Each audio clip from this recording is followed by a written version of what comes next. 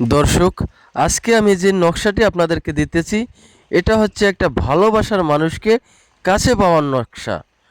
আপনারা প্রত্যেকেই দেখবেন যে কোনো না কোনো ব্যক্তিকে ভালোবাসেন, পছন্দ করেন, যাকে নিজের করে পেতে চান, আপন করে পেতে চান। কিন্তু অনলাইনে এরকম অনেক হাজার হাজার ভিডিও দেখবেন যেগুলো হচ্ছে মিথ্যা ভিডিও, ভুয়া ভিডিও। তারা শুধুমাত্র ভিউ পাওয়ার জন্য এই ধরনের ভিডিও বানায়। কিন্তু আমি যে ভিডিওগুলো দেই এগুলো সম্পূর্ণ সঠিক ভিডিও। এগুলো আমার বই থেকে দেওয়া, এটা আমার বহু পুরাতন একটা কিতাব থেকে দেওয়া। যদি আপনারা নিয়ম মতো কাজটা করতে পারেন, আশা করি 100% ফলাফল পাবেন।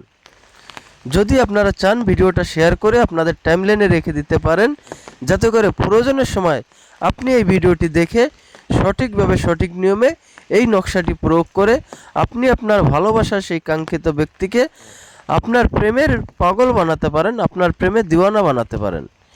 এজন্য প্রথমেই আপনাকে সম্পূর্ণ ভিডিওটি দেখতে হবে এবং নিয়ম মতো কাজ করতে হবে। আপনি প্রথমেই একটা মেশকো জাফরান কালি সহকারে একটা কলম নেবেন। অনেকেই বলতে পারেন যে মেশকো জাফরান কালি আমরা কোথায় পাবো?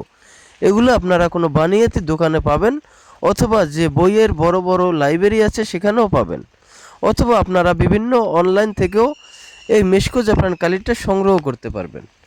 আপনারা প্রথমে মেশকো জাফরান কালি সংগ্রহ করবেন।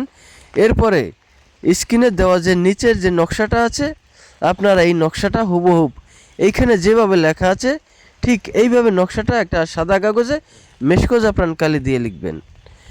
লেখা হয়ে গেলে নকশার নিচে বাম পাশে প্রথমে আপনি যদি ছেলে হন, কোনো মেয়েকে বশ করতে চান, প্রেমের পাগল বানাতে চান, তাহলে নকশার নিচে বাম পাশে প্রথমে আপনার নাম লিখবেন, এরপরে আপনার বাবার নাম, আপনার মায়ের নাম লিখবেন, এবং নকশার নিচে ডান পাশে আপনার সেই কাঙ্ক্ষিত মেয়েটির নাম, তার বাবার নাম, তার মায়ের নাম লিখবেন। লেখা হয়ে গেলে এই নকশা লেখা অংশটুকু নাম সহকারে সুন্দরভাবে কেটে নেবেন। এরপরে এখানে লেখা আছে যে একটা কাপড়ে মোড়াতে হবে। কাপড়টা আসলে আপনি যাকে পছন্দ করেন, যাকে ভালোবাসায় আবদ্ধ করতে চান, তার ব্যবহারকৃত একটা ছোট কাপড়ের টুকরা নেবেন। ওই কাপড়টা দিয়ে এই নকশাটা ভালোভাবে মুড়িয়ে নেবেন, অর্থাৎ পেঁচিয়ে নেবেন। এরপরে এটাকে আপনারা একটা মাদলিতে ভরে নেবেন।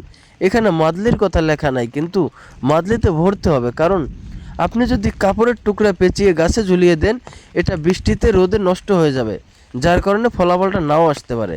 তাই আপনি এই নকশাটা একটা কাপড়ের টুকরায় মুড়িয়ে একটা মাদুলিতে ভরে মোম দিয়ে ভালোভাবে আটকিয়ে নেবেন। মোম দিয়ে আটকানো হয়ে গেলে এটা আপনি কোনো একটা উঁচু গাছের ডালে ঝুলিয়ে বেঁধে দিবেন। যখন এই তাবিজটা নড়াচড়া করবে বাতাসে, তখনই আপনার সেই ভালোবাসার কাঙ্ক্ষিত ব্যক্তি আপনার প্রেমে দিওয়ানা হয়ে আপনার কাছে ছুটে আসতে বাধ্য হবে। ইহা বহুবার পরীক্ষিত একটা বশীকরণ নকশা।